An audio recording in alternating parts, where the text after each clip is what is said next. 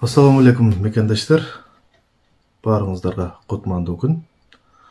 Жалпыга маалым болгондой, белгилүү саясатчы, Бүтүн Кыргызстан саясий партиясынын лидери Адахан Кимсанбаев жөнүндө сөз кылмакчыбыз. Бизде конокто саясаттануучу, учурда Россия жергесинде эл катары эмгектенип жүрөт. Адахан Мадымаровду жакшы билген инсан катары Турду Акматалиев мырза менен бир аз маек курсак деп турабыз. Ассаламу алейкум, Турдова, кош келдиңиз. Дароо эле биздин бериле турган суроолорго өтсөк, айтсаңызчы, Адахан Кимсанбаевдин камакка алынуусу боюнча сиздин көз карашыңыз кандай? Деги эле кандай баалайт элеңиз? Мен Адахан Мадымаровдун камакка алышын толук саясий куугунтук деп эсептейм. Себеби жер боюнча кол коюлган протокол юридикалык күчкө ээ эмес.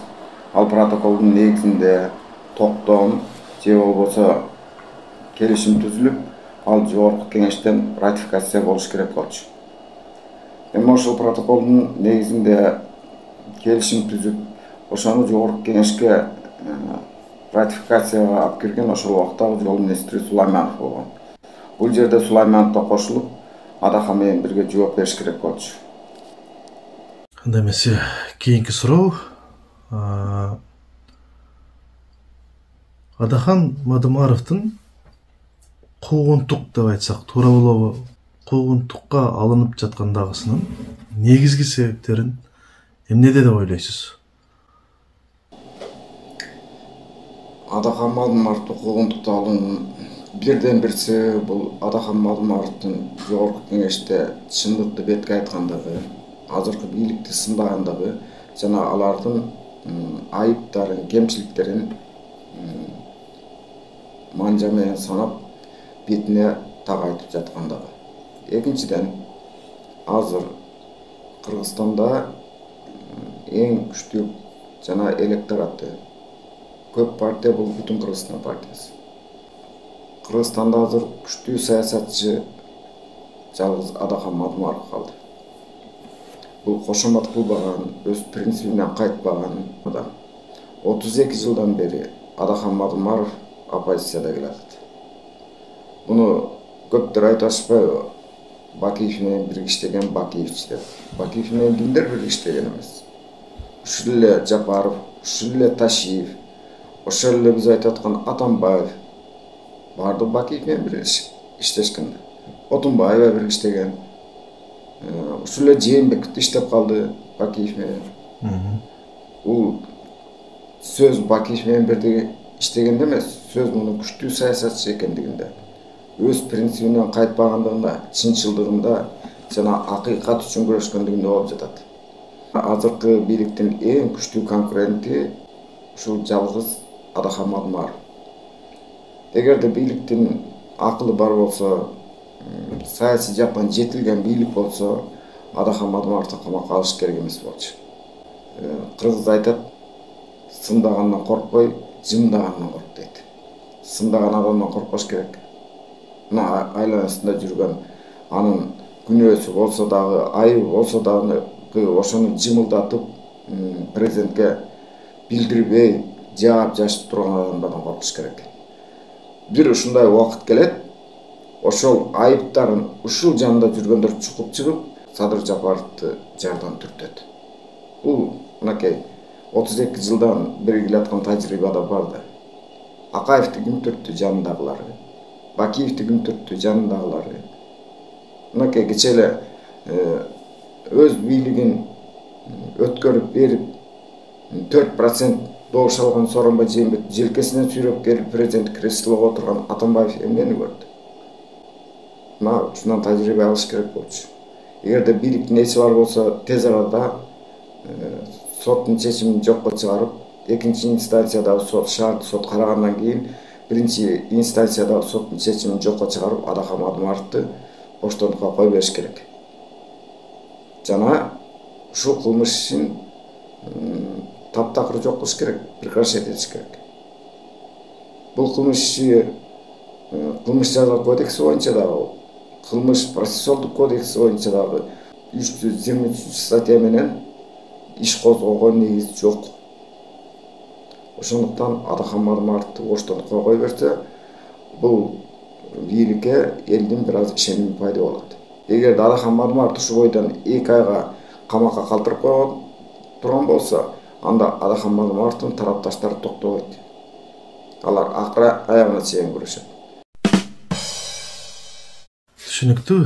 Анда эмесе дагы бир өзөктүү, салмактуу деп айтып койсок дагы туура болот болуш керек. Мен бул эфирден пайдаланып бул суроону да бергим келип турат. Адахан Кимсанбаевдин ишенимдүү адамдарынын баш сабында турган деп айтып кое туралычы. Убагында ишеним артып, аябай координатор деген макамга ээ болуп турган Эмиль Жайчиевдин Адахан мырзага соңку учурларда жүз буруп кеткендегисин кандай баа берет элеңиз? Ушул боюнча да айта кетсеңиз. Эмиль Жайчиев боюнча айта турган болсок,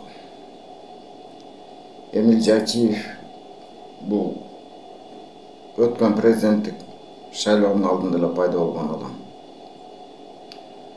Кайдан жайдан келгенин мен толук билбейм, ким алып келгенин да билбейм бүтүн Кыргызстанга. Бирок тилер менен эле жана Оразайым Нарматова менен Мирлан Ураимовдор менен жакын мамиледе болуп, Адаханга жакын таанышып, анын коюн колтугуна кирип, өз максатын ишке ашырганга аракет кылган адам деп эсептейм мен. Ошондуктан баягы жолдо келаткан машинеге кол көтөрүп түшкөн попутчиктер бар. Бул адамдар ушундай попутчиктер да. Эптеп бир машинеге жармашып, жетер жерине жетип алыш максат болчу. Ал эми ал машина жетер жерине жетпей калды. Бул башка машинеге түшүп, өзүнүн жетер жерине жетүүгө аракет кылып атат. Мындай адамдарга ишенүүгө болбойт. Москвада ушу шайлоонун алдында мен балдарга да айттым эле. Ошол жердеги активке.